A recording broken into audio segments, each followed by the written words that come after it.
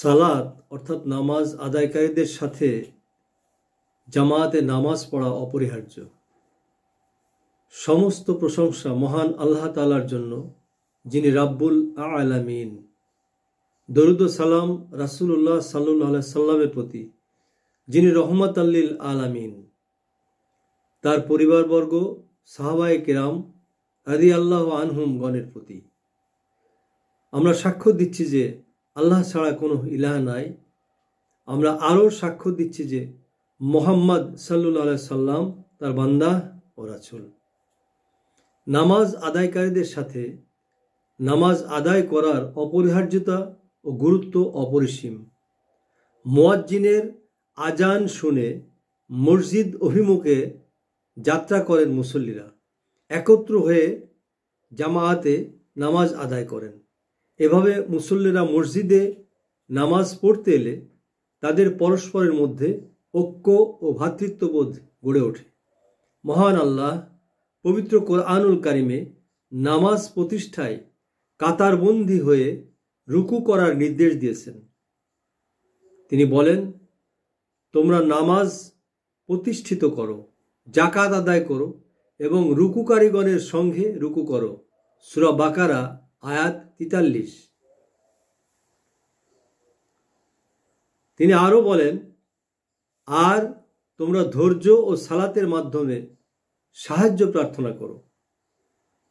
অবশ্যই তা কঠিন, কিন্তু বিনীতগণের জন্য নয়।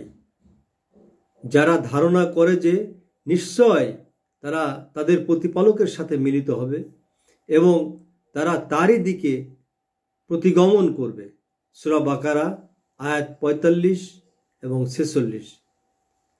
মহান আল্লাহ রাব্বুল আলামিন বলেন, সমস্ত সালাতের প্রতি যত্নবান হও, বিশেষ করে মধ্যবর্তী নামাজের ব্যাপারে, আর আল্লাহর সামনে একান্ত আদবের সাথে দাঁড়াও।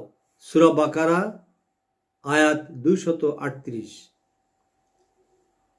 মহান আল্লাহ রাব্বুল আলামিন বলেন, অতঃপর ধ্বংস হোক সেই সব সালাত বা নামাজ আদায়কারীর জন্য যারা তাদের সালাতের ক্ষেত্রে উদাসীন এবং যারা লোক দেখানোর জন্য সালাত আদায় করে। সূরা মাউন আয়াত 4 থেকে 6। মহান আল্লাহ তাআলা বলেন, হে ঈমানদারগণ, তোমরা রুকু করো, সিজদা করো, তোমাদের পালনকর্তার ইবাদত করো এবং সৎ কাজ সম্পাদন করো, যাতে তোমরা সফলকাম হতে পারো। তোমরা আল্লাহর জন্য শ্রম স্বীকার করো, যেভাবে শ্রম স্বীকার করা উচিত। সূরা হজ আয়াত 77 ও 78। মহান আল্লাহ বলেন, নিশ্চয়ই সালাত অশ্লীলতা ও গর্হিত কাজ থেকে বিরত রাখে, আর আল্লাহর জিকির হলো সবচাইতে বড়, এবং তোমরা যা করো সে সম্পর্কে তিনি জ্ঞান রাখেন। সূরা আনকাবুত আয়াত 45। রাসূলুল্লাহ সাল্লাল্লাহু আলাইহি সাল্লাম বলেছেন, একজন লোক ঘরে নামাজ পড়লে একটি নেকি পান। তিনি ওয়াক্তীয় মসজিদে নামাজ পড়লে 25 গুণ নেকি পান। জুম্মা মসজিদে নামাজ পড়লে 500 গুণ। মসজিদে আকসায় অর্থাৎ আমার মসজিদে নববীতে নামাজ পড়লে 50,000 গুণ এবং মসজিদুল হারাম বা কাবা ঘরে পড়লে 1,00,000 গুণ সওয়াব পাবে। ইবনে মাজাহ।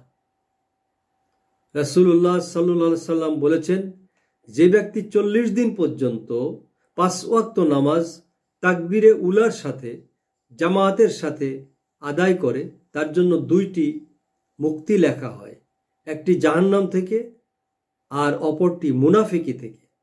তিরমিজি হাদিস নম্বর 200। রাসূল করিম সাল্লাল্লাহু আলাইহি সাল্লাম বলেন, 5 ওয়াক্তের সালাত এক জুম্মা থেকে আরেক জুম্মা এবং এক রমাজান থেকে আরেক রমাজান মধ্যবর্তী সব গুনাহকে মুছে দেয়, যদি সে কবিরা গুনাহ থেকে বেঁচে থাকে। সহিহ মুসলিম 459 নম্বর হাদিস। রাসূলুল্লাহ সাল্লাল্লাহু আলাইহি সাল্লাম বলেন, বলতো যদি তোমাদের কারো বাড়ির সামনে একটি নদী থাকে আর সে তাতে প্রত্যহ 5 বার গোসল করে, তাহলে কি তার দেহে কোনো ময়লা থাকবে? তারা বললেন, তার দেহে কোনরূপ ময়লা বাকি থাকবে না। রাসূলুল্লাহ সাল্লাল্লাহু আলাইহি সাল্লাম বললেন, এই হলো 5 ওয়াক্ত নামাজের উদাহরণ। এর মাধ্যমে আল্লাহ তাআলা বান্দার গুনাহ সমূহকে মিটিয়ে দেন। সহিহ বুখারী হাদিস নম্বর 506। রাসূলুল্লাহ সাল্লাল্লাহু আলাইহি সাল্লাম বলেছেন, যখন তোমাদের কাউকে অধিক পরিমাণে মসজিদে আসতে অভ্যস্ত দেখো, তাহলে তার ইমানদার হওয়ার সাক্ষ্য দাও। আল্লাহ তাআলা ইরশাদ করেছেন, মসজিদ সমূহকে ওই সমস্ত লোকেরাই আবাদ করে যারা আল্লাহ তাআলা ও আখিরাতের দিনের উপরে ঈমান রাখে। সুনানে তিরমিজি হাদিস নম্বর 3093। রাসূলুল্লাহ সাল্লাল্লাহু আলাইহি সাল্লাম বলেছেন, আমাদের এবং তাদের মধ্যে যে অঙ্গীকার রয়েছে তা হলো নামাজ। সুতরাং যে নামাজ ত্যাগ করে সে কাফের হয়ে যাবে। আহমদ, তিরমিজি, নাসাই ও ইবনে মাজাহ। রাসূলুল্লাহ সাল্লাল্লাহু আলাইহি সাল্লাম বলেন, যার হাতে আমার প্রাণ, তার কসম করে বলছি, অবশ্যই আমি সংকল্প করেছি আমি কাঠ সংগ্রহ করার নির্দেশ দেব, তারপর আমি নামাজের হুকুম দেব এবং এজন্য আজান দেওয়া হবে। তারপর আমি এক ব্যক্তিকে হুকুম করব সে লোকদের নামাজ পড়াবে।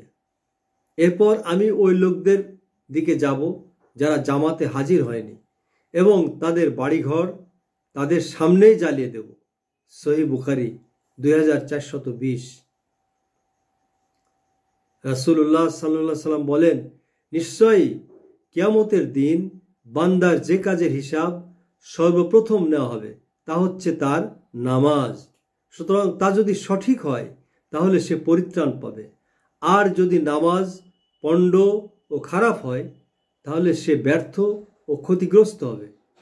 আবু দাউদ 864 নম্বর হাদিস, তিরমিজি 413, 465, 466 ও 467 নম্বর হাদিস।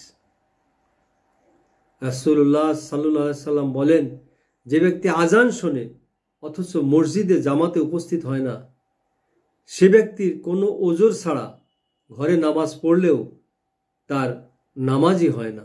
ইবনে মাজাহ, ইবনে হিব্বান, মুস্তাদরাকে হাকিম, তারগিব। যেসব কারণে জামাতে না গেলে গুনাহ হবে না তা হলো অসুস্থতা, হাত পা কেটে যাওয়া, অন্ধ হওয়া, প্যারালাইজড হওয়া, মাত্রাতিরিক্ত দুর্বল, অধিক বৃষ্টি, রাস্তা কর্দমাক্ত হওয়া, অতিশয় শীত পড়া, ভয়ানক অন্ধকার হওয়া, সম্পদ ক্ষতি হওয়ার আশঙ্কা থাকা, মানহানির আশঙ্কা থাকা, প্রাণ ভয়ের আশঙ্কা থাকা ইত্যাদি। মহান আল্লাহ তাআলা আমাদের সবাইকে নামাজ আদায়কারীদের সাথে জামায়াতের সাথে নামাজ আদায় করার তৌফিক দান করুন। আমিন।